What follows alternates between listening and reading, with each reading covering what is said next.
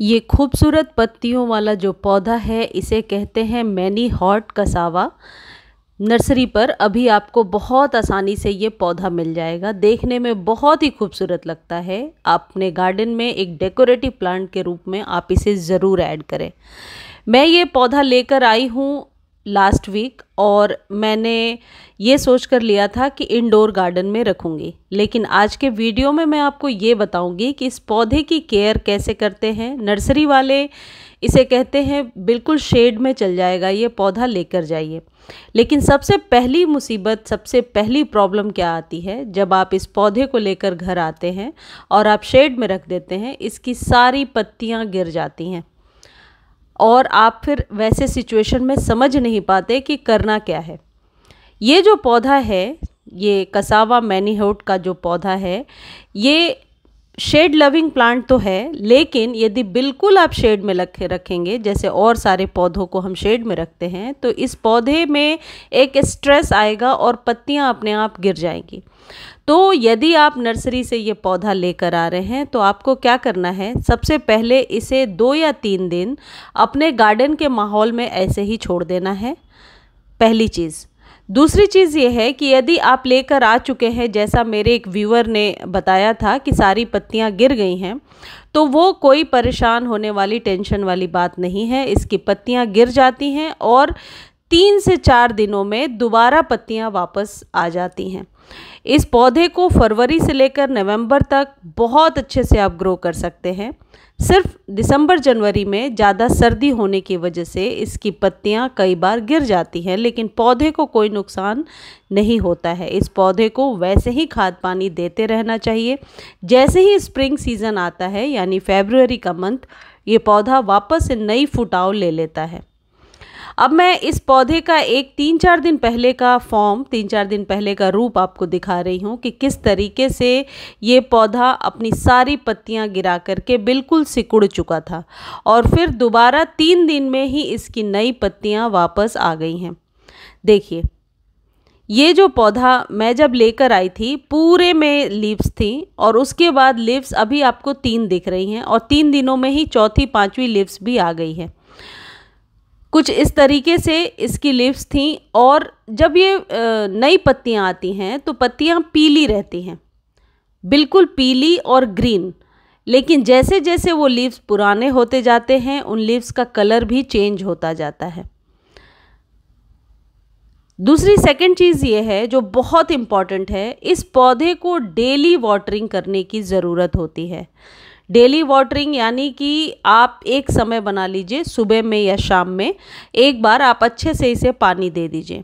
लेकिन पानी के साथ ही एक चीज़ विशेष तौर पे ध्यान रखिए कि सॉइल जिस तरीके से अभी मैंने आपको दिखाया, मॉइस्ट है लेकिन कीचड़ नहीं है, हाथों में नहीं लगना चाहिए। तो सॉइल मीडिया किस तरीके से आप तैयार करेंगे? 50% गार्डन सॉइल में 25% सैंड और 25% कंपोस्ट को मिला करके यदि आप सॉइल मीडिया रेडी करते हैं, तो ऐसी मीडिया में कभी भी आपके गमले में पानी जमा नहीं होगा। देखिए, इसकी पत्तियां कुछ इस तरीके से झुकी हैं। यदि एक दिन भी आप इसे पानी नहीं देते हैं तो इसकी पत्तियां गिरने लगेंगी। अब बात करते हैं खाद किस तरीके से देना है, फीड कैसे करना है। 15 दिनों पे आपको फीड करना होगा। जैविक खाद दीजिए, कोई भी कंपोस्ट, जिसमें 1 चम्मच नीम खली और 1 चम्मच कंपोस्ट मिला करके दे दीजिए। 4 या 5 दाने डीएपी के हर एक 15 दिनों पे दे दीजिए। डीएपी को आप 25 दिनों पे भी दे सकते हैं, लेकिन अभी ये पौधा नया है और मैंने जब इसे प्लांट किया था उस समय खाद नहीं दिया था, इसलिए मैं अभी दे रही हूँ। हर खाद के बीच में 15 से 20 दिन का गैप हो, ये आप मेक श्योर करें। दूसरी चीज़ क्या है, अच्छा डीएपी क्यों दिया पहले ये बता देती हूँ। डीएपी से जड़ें मजबूत होंगी, जड़ों का फैलाव होगा और नई पत्तियों को लेने में हेल्प मिलेगा। डीएपी डायमोनियम फास्फेट क्या होता है, एवरग्रीन वाले चैनल पर कल ही मैंने डिटेल वीडियो शेयर किया है, तो आप जाकर देख सकते हैं। नीम खली और गोबर खाद से फंगस की प्रॉब्लम नहीं आएगी और नाइट्रोजन ज़्यादा मिलने से पत्तियाँ लश ग्रीन आएंगी। जब भी खाद दें, खाद देने के बाद पानी ज़रूर दे दें ऊपर से। कितने बड़े पॉट में आप इसे लगाएंगे ये डिपेंड करता है कि आपका पौधा कितना पुराना या नया है। मैंने इसे 8 इंच के कंटेनर में लगा दिया है।